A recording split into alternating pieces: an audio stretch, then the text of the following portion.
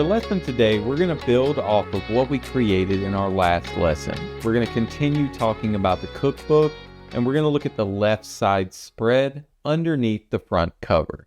So you should have created this front cover with me, and we're now moving down to the second page. The second page is going to be my table of contents, my introduction to who is actually writing this cookbook. It's going to be a breakdown of where you can go to find what you want to find, and it's there to show you that this person is professional and knows what they're doing, right? So you're not taking somebody's word for it. The spread that we're going to create today is fairly simple. We're going to get our frame, and we're going to create one frame on the left-hand side, going bleed line to the margin line in the middle, that column gutter. And then on the right column, we're going to create two main areas, one at the top, one at the bottom. This is going to give us our image, and at the bottom, our text that we're going to place. Just to get a visual representation of this, let's go look at the actual version we're looking to make. It's basically just this left side.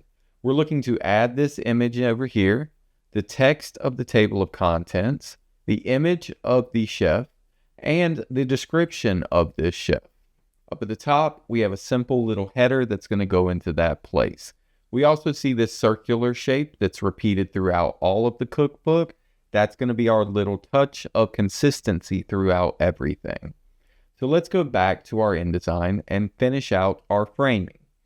As we just saw, there is a headline that's going to go up here towards the top. And in the middle of this column over here, we're going to have a little table of contents.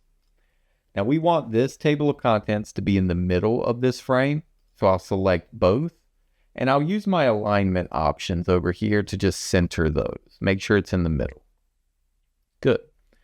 Now let's go ahead and add our images and a little bit of our style so we can kind of see what we're building on. The left side has one large hero image of strawberries and cream kind of dripping down into this bowl. So I'm going to click on this and hit Command D. Looking into the images folder, I'm going to scroll through and find that strawberries and cream image. Now, when I place that, it's going to come in and it's going to be too large. It's also going to be the wrong color. The Command Option Shift C to place that into place. Now, to give that the color that I want it to have, that good red color, I'm going to create a rectangle that's going to go right on top of that. So I'm going to place one plain rectangle on top. And using my swatches, I'm going to select the red that is the color of everything we're going to do in this document. So that red color is going to work to add color to that image below. And we're going to do that using another blending mode.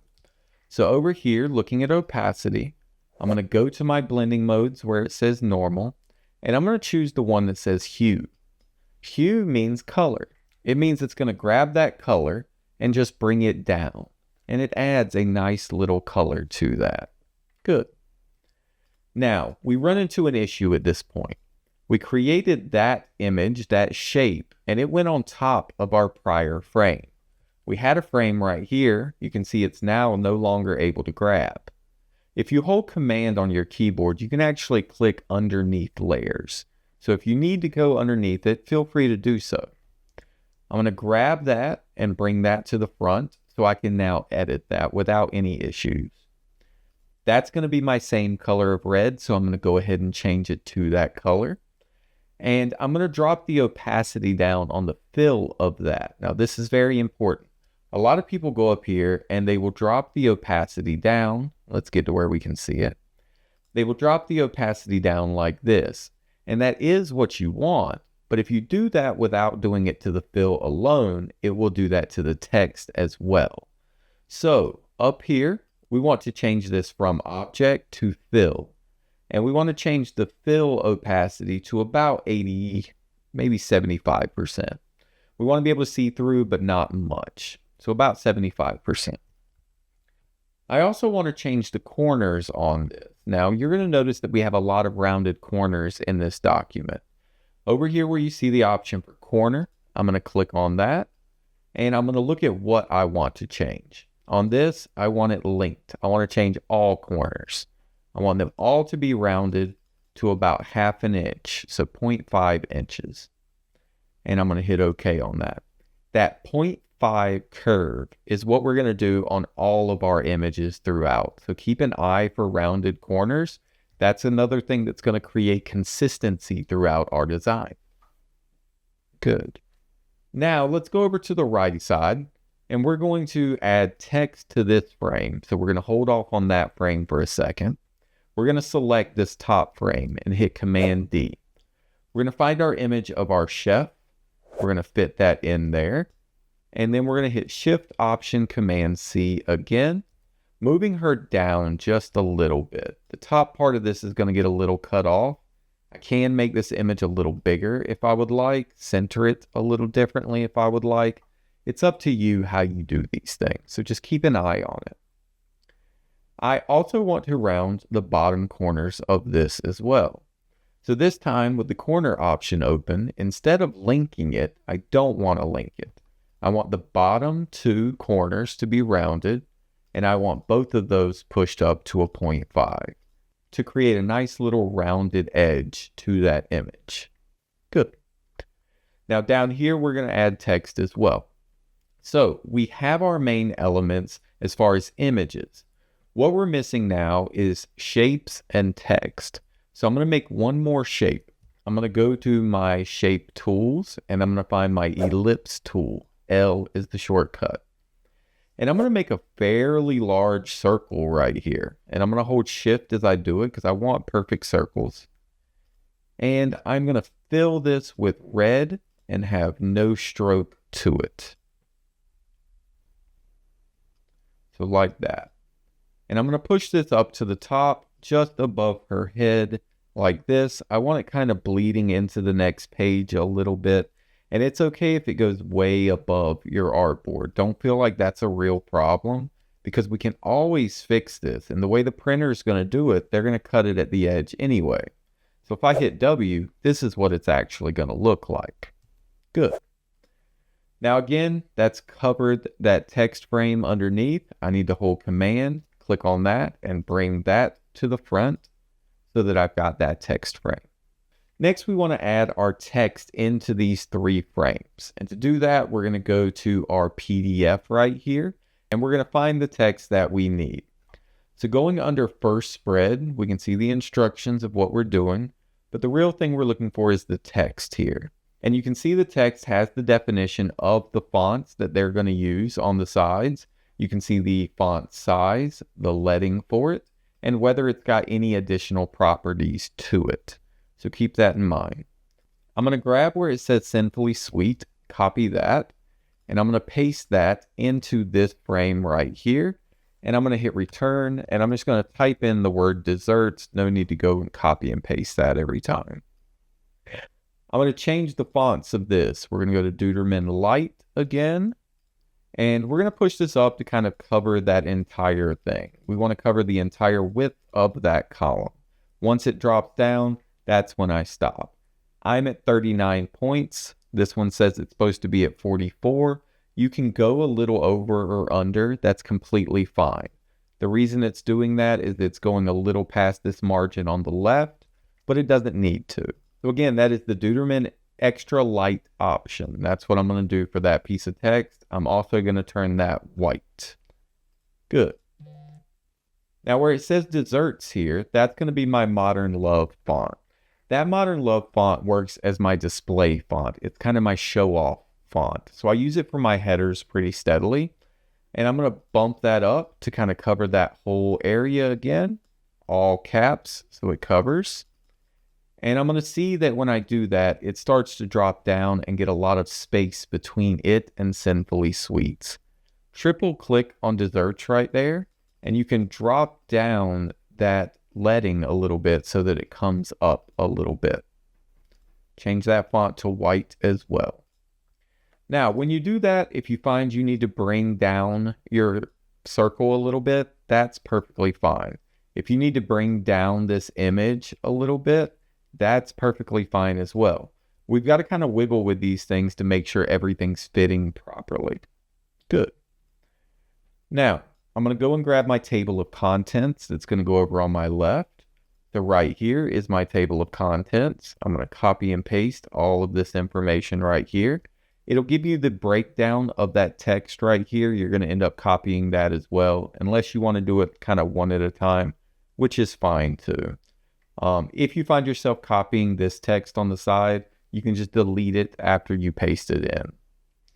I'm going to grab my type tool and I'm going to click on this frame, pasting that in. So as I do that, I notice it comes in a little bit different.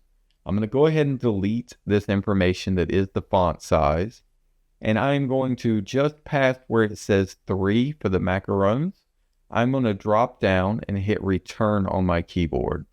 Right after Oreo, I'm going to hit return. Right after cherry pie, I'm going to hit return.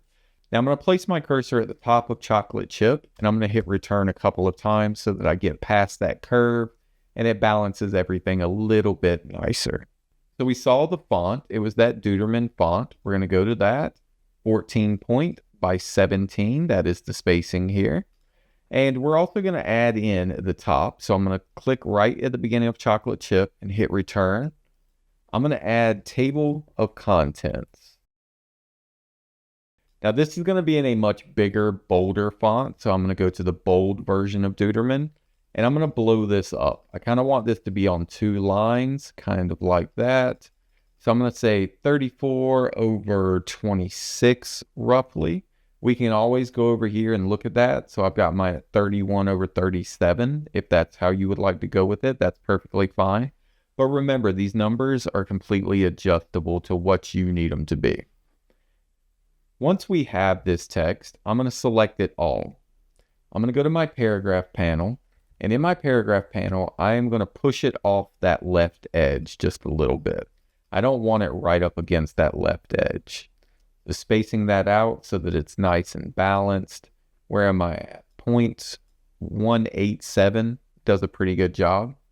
I want to do the same thing on the right, pushing the same amount. That way it stays nice and balanced. Good.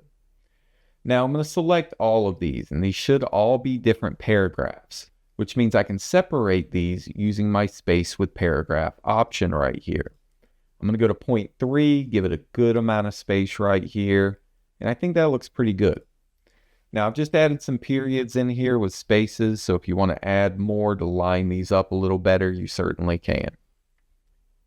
Now I'm going to color all of this text white, and we are going to have our table of contents.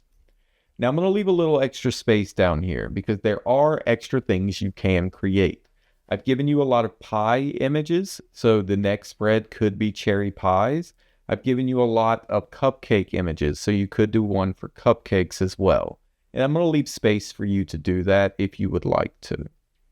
Good. Now, underneath the image of the author here, we're going to add her biography. So going back here, we're going to look at the different breakdowns. So again, Deuterman 14 by 17, we're noticing a trend here. We're going to grab all of this text right here, copy this, and drag that over into InDesign as well, pasting into this place. Again, we can see the font, so we're going to highlight where it says Chef Ashlyn Canino. We're going to go to that Deuterman font. It says it is in the medium version of that font, so I'm going to go to medium, and I'm going to go to 14 over 17, like that. Once I have it, I'll delete that out. Now I'm going to grab this next piece. This also is in that Deuterman font, and this one is 12, I believe. We'll go look, 12 over 21 light. The 12 over 21, and that is the light version of that. Good. So that gives us a nice little breakdown. I do see a lot of words getting hyphenated here, and I don't like hyphens like that. So in my paragraph panel, I will uncheck the hyphenation option so that I don't see that. Now I get to wiggle these shapes around, these frames around, so that I can fill the space. I can see that the Chef Ashlyn Canino might benefit from having a little space from the paragraph, so I might drop that down just a little bit. But from there, I can move this text down so that it fits nice and snug to that bottom margin.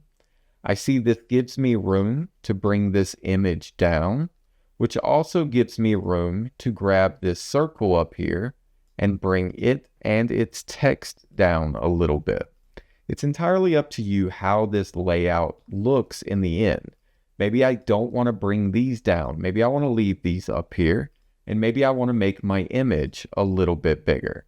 That's an option as well, so I can make that image stand out a little stronger.